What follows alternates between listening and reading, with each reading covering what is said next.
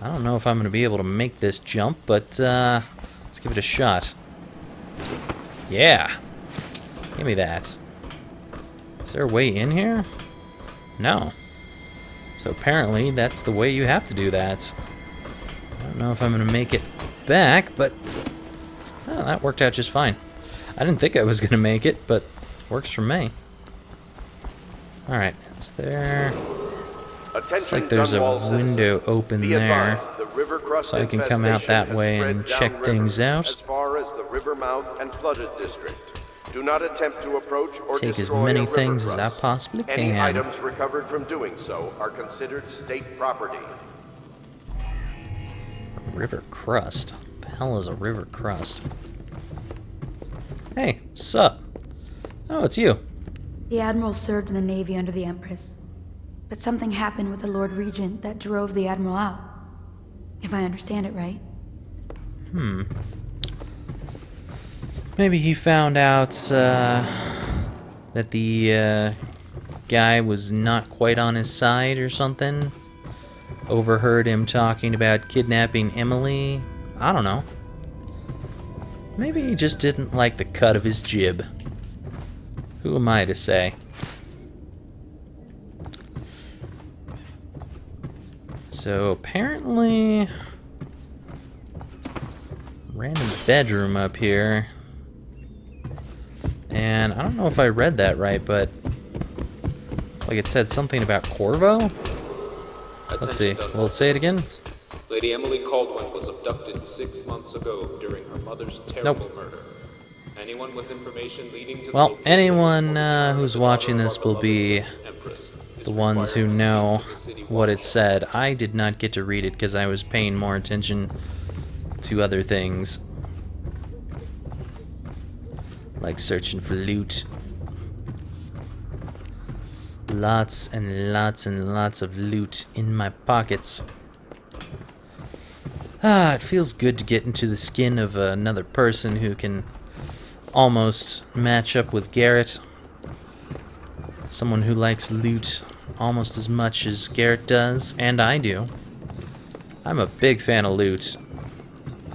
I don't know why, but games where I get to steal stuff out of places are a lot of fun for me. 3rd floor, huh? Wonder if this place gets built up later and maybe this gets unbricked and there's more rooms. That'd be kind of cool. Like expand this place over time. 2nd floor. What do we have in the 2nd floor? 201. So are these like apartments or something? What is this?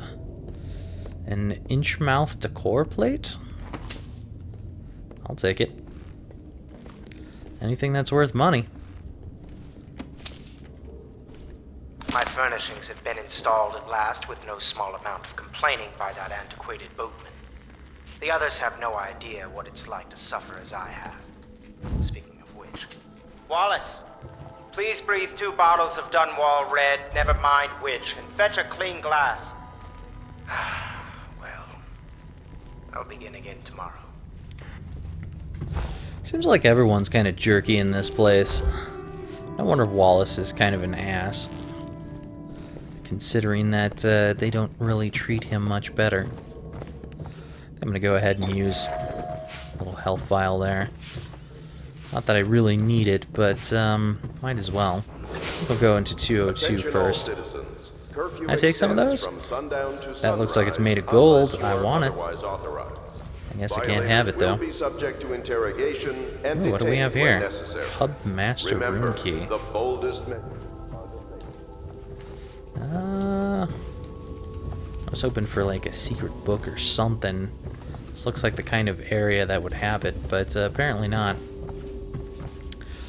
Gaffer's Tale Volume 2. Excerpt from the travel journal of a whaler in his final years. A Gaffer's final passage. After more than a quarter of a century, I am done with whaling, too broken to continue. I've seen all the corners of the isles and made more coin than most men see in a lifetime, but it's all gone. I've lived through an emperor and watched his daughter take the throne. Fair young empress she was, but slain so young. Everything beautiful comes to die. I've eaten in every port of the known world and sailed in the loneliest waters you could imagine. I've seen the cliffs around Pandysia. Even the best of it doesn't give me an ounce of joy. The years come back across my dreams as a line of butchered bodies, long, sleek, and singing among the waves under the moonlight, only to be speared by ugly, weather-scarred men who'd knife each other for a good pair of boots. Each year I had less time to come home. My tongue forgot the language of small chatter, and those who lived in the cities thought me odd. My sister Nina hardly knew what to say to me during our visits. When she lost her business to Lord Regent's crooked barrister, I was 100 miles east. Why did I say west? Of Morley. Gaff hand frozen from the sleet as we tracked the first bull whale we'd seen in months. I helped her as much as I could, but Nina died in the early days of the plague. None of it mattered. If I'm jaded and bitter, it's because this industry has taken away my dreams. The world has beaten me. Poor guy. Sounds like a pretty rough life. Havelock Log Entry 1. It has been days since our men were dispatched to stash weapons for Corvo in the old sewer. They have not returned, so I can only hope that they succeeded in getting the packages delivered. Piero spent considerable time and resources making those things. If I could find a way to mass-produce them, the Dunwall Navy would secure its place as the dominant force on the globe. But back to Corvo. Can he actually break out of Coldridge? And if so, will he make his way here? I personally give him odds of 1 in 5. I guess I beat the odds. Log entry 1-4. It seems we've moved to a new phase. Martin's improvisations have borne fruit. The former bodyguard has been freed and is en route to the staging location. Pendleton's voting bloc and my military connections. All we've lacked is the ability to project lethal force in a controlled manner against a previously inaccessible... to the point, we need a man who can kill the bastards for us. Corvo is more than capable of that, I have no doubt. End log. Is this off? Switch. Switch, where the hell is it? You know, there's only one switch that I can see on this thing, so it really doesn't seem like it should be that hard to click one switch. I don't know. Maybe those are little buttons too. I can't really tell. They look like Braille or something. This looks like a punch card off of one of those old PCs where you had to put a whole bunch of cards in there to start it up. I'll take that. There is a lot of stuff to read in this place. I wonder if this whole game is going to have lots and lots of reading material like this. Ah, Volume 1 of the Gaffer's Tale. Excerpt from the Travel Journal of a Young Whaler. So this is like before things got bad. A Gaffer's Early Adventures. My sister Nina and I left TYVIA together, saying goodbye to our aunt, the woman who had raised us since childhood, leaving behind our home city of Yarrow and the cold but beautiful white landscapes we had always known. We boarded a ship for Dunwall. Our parents had left us with a sizable inheritance, and we spent half of this getting to the capital city and establishing a small import shop dedicated to Tyvian furs. Once I'd helped Nina establish the business, I was free to pursue my dream. Signing on with a whaling ship was the most exciting thing I'd ever done, and I saw it as a means to an end. Someday I would captain my own crew and eventually own a fleet of similar vessels. With tears in her eyes, Nina kissed me farewell, and I did not see her again for many months. As an apprentice to the gaffer, I got to see the tracking and killing of the great beasts up close. Nothing had ever fired my spirit so as the wind and pounding waves racing after a wounded whale, being pulled by a skein of cables embedded in its thick flesh. I changed more in those first 7 months than I had in the previous 7 years. Whaling was beginning to put its mark on me so that Nina barely recognized me when I returned, tanned and sinewy with muscle, weather creases already wrinkling the corners of my eyes, but she could see that I was filled with joy, having found my purpose. I don't think whaling would be for me. It takes a certain kind of person to want to stay on a ship following whales for a long time. Admiralty and the Fleet, excerpt from a book on naval history. While each of the isles has some form of naval fleet, none is more envied than that of Bristol, with its long, proud history of great ships and the admirals who command them. Boys come of age in the cities of Bristol, hoping to someday captain such a ship, and family dynasties are made by those captains who track down infamous pirates or crush seditious uprisings, as during the Morley insurrection. In times of war and peace, Bristol continues to innovate at sea. The ship's designs of Anton Sokolov himself now represent the highest standard in the whaling trade, allowing crews to haul their kill up over the deck and begin their butchery and processing.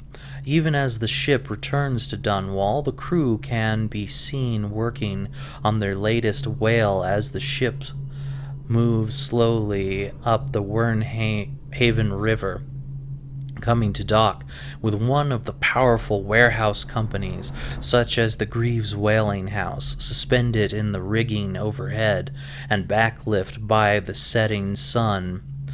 The silhouette of one of these creatures makes a moving sight as it cruises to its final resting place in the industrial heart of the capital city. Sure seems to be a lot about whaling going on in this game. A lot. Makes me think that whaling is going to play an important part in the story of this game. I don't know what yet, but with so much talking about whales, it really seems like it's going to be important somehow. The weeper count for the month of seeds has increased. The Lord Regent has decreed that plague ordinances will remain in effect through the month of rain. Weeper Stay alert count. and stay loyal. The hell is a weeper count? Litany on the White Cliff. Excerpt from a series of Overseer invocations by High Overseer Abram Templeton. And I say to you, brothers, it is here that we make our stand as a righteous force against the growing darkness. It is here that we unite against the spirits of the unknown that would drag us screaming into the night, never to return to our homes, to our families. Together we will serve as a rod to those who would stray from the herd, for the foggy gray wastes of the outsider. It's kind of hard to tell when there's an A versus an O in this text here. That makes it a little bit difficult to read this sometimes. Anyways, we will burn a bright fire with our virtuous actions so that others will not lose their way, and to those who choose to wander beyond the walls of our homes in far places, we will strike at them swiftly before they whisper to their neighbors, filling their hearts with strangeness and doubt. Uh-huh. You know, the more I hear from the overseers and the city watch blaring out over the speakers, the more it sounds kind of like a Hammer faction to me. Harpooner songs. No, I'm not singing that, but I will totally scroll through it. The Drunken Whaler song. Wow, I don't remember anything about slice his throat with a rusty cleaver before. That's a little gruesome. And stuff him in a sack and throw him over. Okay. Yeah. I'm betting those are actually the words to that song, and I don't remember it sounding that that gruesome, in all honesty. That's quite the song there. Alright then. Hey, what's up? You won't mind me taking these coins, right? Or this powdered crystal here? Violators will be taken to the flooded district for treatment and rehabilitation. A toilet. Awesome. Gaffer's Tale Volume 2, is this the same one? Yeah, it's the same one. So apparently there's going to be repeat books. That's not good. Unless there's some way for me to tell which books that I've read already. I don't know what there is, but so far I don't know of a way. Anyways, The Shadow on Bitterleaf. Excerpt from a longer work of fiction. Finding my way by the feeble light of the dying fire, I saw her working. A large needle moved in her hand, following precise, esoteric patterns, knots and loops of seamstress craft, or seamstress, if I could say it correctly, from ancient days. Beneath her needle, his body clenched and shuddered, shaking the wooden table. A morbid fascination pushed me closer, until she turned her blank face toward me. Resting the needle in his flesh with a refined tone, she addressed me. "So, you are the lover, I presume? You, too, have been unfaithful, and it is now your turn to be mended." Well, that's, creepy. At first I was like, okay, so there's some surgery going on because someone got wounded. Now, I'm kind of wondering if that was some psychotic weirdo. I have no idea. The Young Prince of TYVIA. Excerpt from a theater play. Lord Nathaniel Bale, shaking with outrage. "How dare you, sir, clothe so in my very home? I should hand you over to the watch, depraved Tyvian." Prince Khalasar, moving closer. "That's a harsh welcome for royalty, my lord. Your daughter treated me with much more hospitality. Alas, she has gone out for the evening, leaving me all alone." I don't know what to think about that line. That sounded a little, yeah. Anyways, Lord Nathan Bale, stammering, studying the younger man before him. "What are you doing? Leave this house. Go back to your frozen wasteland, pale rascal." Prince Khalasar, smiling coyly, reaching out. "No need for anger between us, Lord Bale. Is it so wrong for me to be here? As I've proven, I've developed an affinity for you and your family." Lord Nathan Bale, gasping. "Oh my, Khalasar, your skin is so warm it burns." I don't know where that's going, but I'm not sure I want to know. Ew. That didn't sound quite correct. Okay, anyway. Do not attempt to house or care for Apparently the Prince of TYVIA is a little bit of a promiscuous bastard there. This might be the window that I was seeing when I was looking out over the side. Yeah, I've been in here. Let's check out this window and see if I can't find anything cool. I don't really see much of anything around here. Little sign pointing to the docks, apparently. Bird saying hello. Hound pub on the side. Is that a portal symbol? That's weird. Strange.